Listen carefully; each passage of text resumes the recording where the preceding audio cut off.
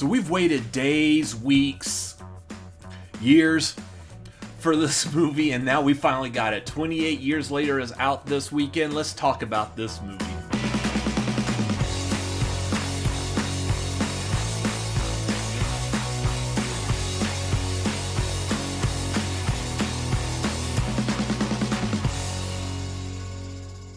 Welcome to the Cinefanatics. My name is Robert Adams. Today I've got a spoiler-free review for 28 Years Later. Let me know your thoughts, feelings down below while you're down there. Make sure you like and subscribe. You know the YouTube things.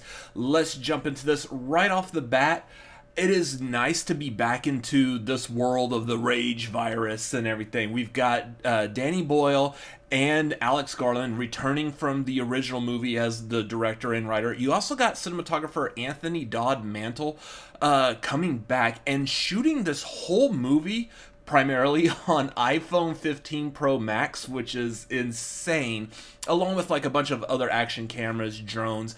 I like that because it does give us like a kind of a visual connection to the original. This doesn't look as clean cut, as pristine as 28 Weeks Later did. This does look back to choppy editing, fast paced action in places that matters. More on that in here in a bit, but for the most part, this does have a little bit more of a look and style that harkens back to the original 28 Days Later. So it's nice to be able to see that they were able to do something like shooting on iPhones is wild. First of all, we all know, regardless of your bias, I do like iPhones. Samsung's Androids have the better camera, but the fact that they can shoot it all on 15 Pro Max, that's just wild. So yeah, I love the way it looks. So cinematography in this, despite being shot on iPhones and action cameras, is gorgeous. There are tons of shots that are like either set up or like the wide shots to show us location, or just some like, for the hell of it, let's just show off how cool this looks. The best one I can describe right off the bat is the wide shot showing the causeway between the island and the mainland. All of those shots are cool shots. Every time they show it at varying levels of like the tide and whatever's happening on that causeway, those are amazing shots. This is one of my favorites. So, yeah, I love the way this movie looked. As far as the story, the pacing is a little bit to be desired. This movie, pace-wise, tonally all over the place. Like you've got like this nice, peaceful, calming, let's learn, let's get to know these people, what's the extent of what's been happening since the last time we saw this world. But then there's also just the run, we're being chased, fight, rage, whatever. Which, I mean, it makes sense in a zombie movie, but for some reason, I don't feel like the other two movies in the series had this kind of a pacing issue. Like, I know the first one had a little, it was slow, but then we had to quickly run, but then also on top of that, we don't know what's going on. So for that movie, because of all the exposition that has to be set up for it, like the pacing, I get it. It makes sense. We as the audience are learning what exactly is happening the same time Cillian Murphy's character Jim is learning what's happening in this world. So therefore, you're a lot more in tune to like the slowness of it, a lot of the discussion and everything. While this movie, we already know what's happening as far as being in this world again. What we don't know is like this one particular family, and I feel like that's where this slows it down. On the plus side to that, though, is this does make it a lot more of a personal connection. Like, I know 28 Weeks Later dealt with a lot of family stuff as well, messed up family stuff, but this movie does cater a lot more to, this is just a loving family that's trying to just survive and raise their child and whatnot. And that makes for interesting drama. I just wish there was a little bit more to it. I was more wanting to know, how are the survivors in general interacting with the rest of the world now that, since the end of 28 Weeks Later, we know that this rage virus has managed to spread outside of the UK. Getting into, like, I think like one of the last shots we get in that is the zombies, so to speak, running away from the Eiffel Tower. So we know that it's reaching outside of the UK by this point. I want to know more of that. How's the rest of the world being infected? It kind of reminds me of, was it Jurassic Park Dominion, where we were going into that off the cliffhanger from Fallen Kingdom that the dinosaurs have been released to the whole wide world now. I want to see that, but no, that's not what we saw. We focused on something completely different that no one was asking for, and I feel like that's kind of a little bit of what we're getting out of this.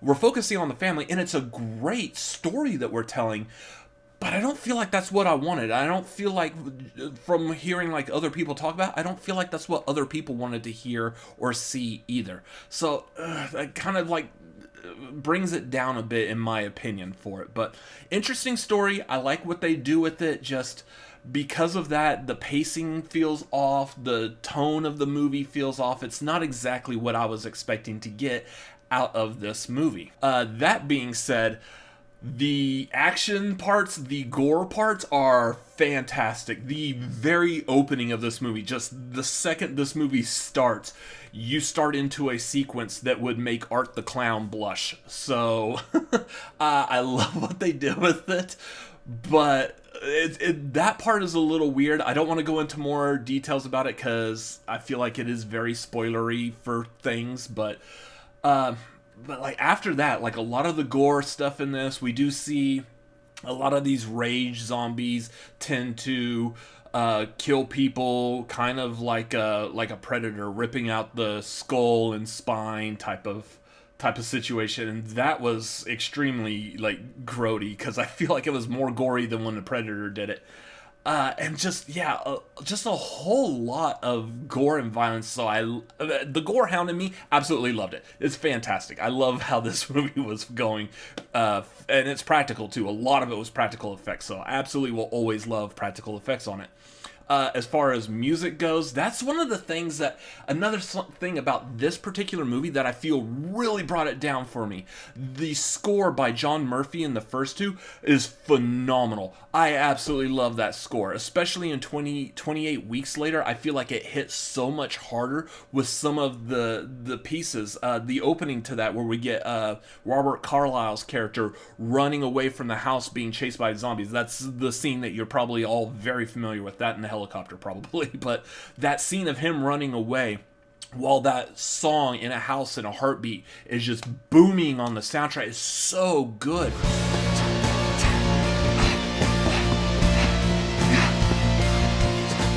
And there's so many times that there's stuff happening in that movie, and then all of a sudden you get this hit by this kind of like almost electronica type of sound of the soundtrack, which doesn't feel like it should fit, but it does for some weird reason, and it's so good.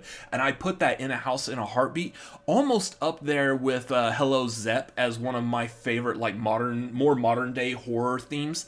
It's so good, and it's missing from this movie.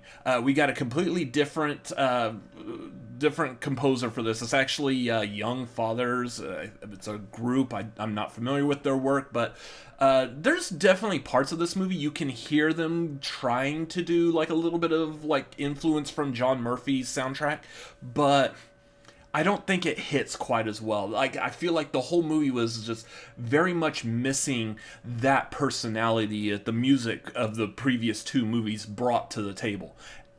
And that kind of, like, I couldn't get that well of a connection with it. Had that music been on par with the first two movies, I feel like I would have been like a little bit more invested. The heart rate would have kept going, and that probably would have helped with the tonal differences of the pacing of this movie. So absolutely wish they brought back the original music, but it was okay for what it was, I guess. Acting wise, this is where I feel like this movie shines. Aaron Taylor Johnson does a fantastic job. I don't necessarily think he does anything above like what I've seen him do before. He's a good actor. I like him. He's much better in this than he was in Craven as far as hunting in the woods and killing people and stuff. So, like him. Jodie Comer, though. Jodie Comer does a phenomenal job as that she spends like the first third of the movie just sick in bed.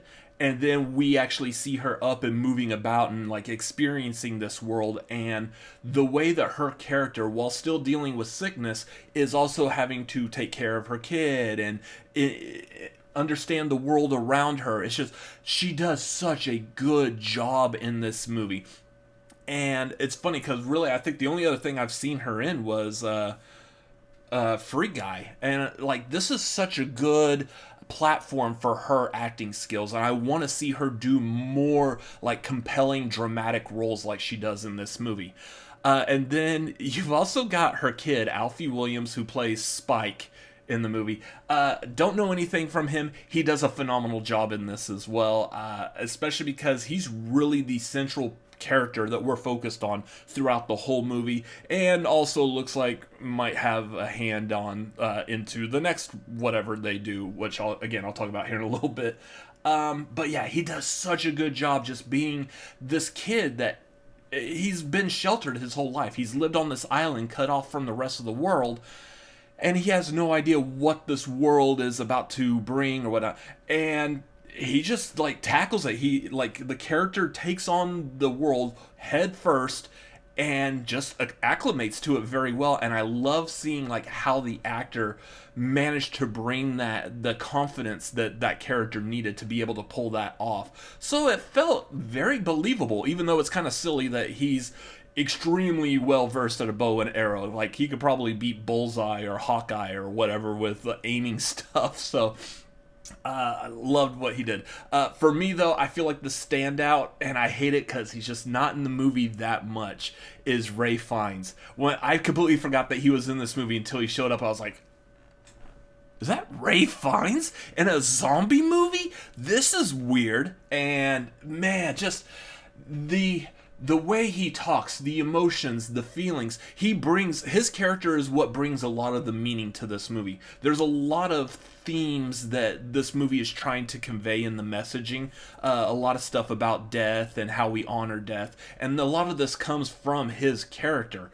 And just the fact that you've got Ralph Fiennes, who can be very firm but soft-spoken. If you've seen The Menu, you know what I'm talking about. Or like even his portrayal of Voldemort in the Harry Potter movies have been very firm but very refined, very Harry Potter, the boy who lived, like whatever. It's seeing him have that kind of a personality in a world that's filled with rage-induced zombies.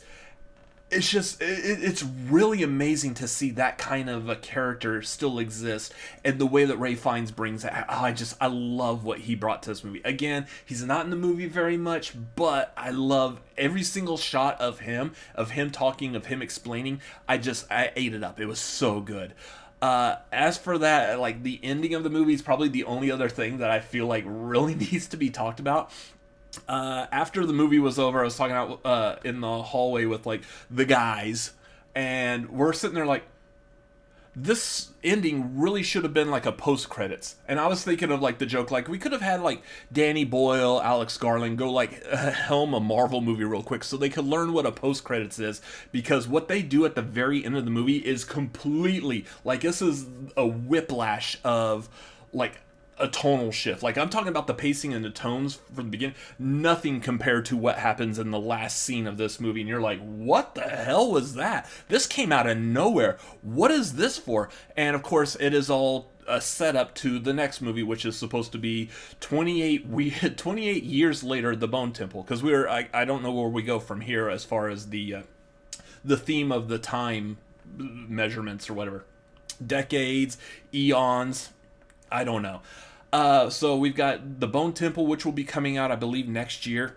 Directed by Nia DaCosta, who did 2021's Candyman, and is also doing a film adaptation of the stage play Hedda this year. So be on the lookout for that, I guess. I love her Candyman. I love what she did with the Marvels over on the MCU. So I'm eager to see what she could bring, playing in the world of like the Rage Zombie, the 28 whatever laters. And just the ending of this movie, while I get that they need to have that setup because money, but it just feels so off and weird, and I'm like, why? Like, we've got everything feels so natural, or as natural as it can feel in this world, and then you've got that. Whatever that was strange. It's interesting, it's intriguing. I just wish it was like a post-credits. Give me like a cut between what we had just been experiencing, what we've lived through, and then what we're going to be going into next. And that's where I think the use of like a post-credit scene really would have helped that not feel quite as jarring with that whiplash of a tonal shift all of a sudden. Like, the movie was done for all intents and purposes, and now, hey, here's one other little thing. And it was odd. It was weird. So anyways, that's gonna be it for my review. It's a good movie. It's entertaining. Is it as good as the rest of the movies? I don't know. I'm gonna rank all three of these movies this weekend, so make sure you subscribe to the Cinefanatics. Hit that bell so you get notified when I get it dropped. And then also like this video. Let me know your thoughts down below. Did you enjoy this movie? Have you seen it yet? What are your expectations? What would you like to see this series bring? Let me know down below in the comments. Make sure you follow us on social media. We are at the Cinefanatics on Twitter, Instagram, and TikTok. You can follow me personally at RCA Reacts on Twitter, Instagram, TikTok, Letterboxd, also youtube.com/@RCA Reacts. Thank you for watching this video. As always, we'll see you on the next one. Bye-bye.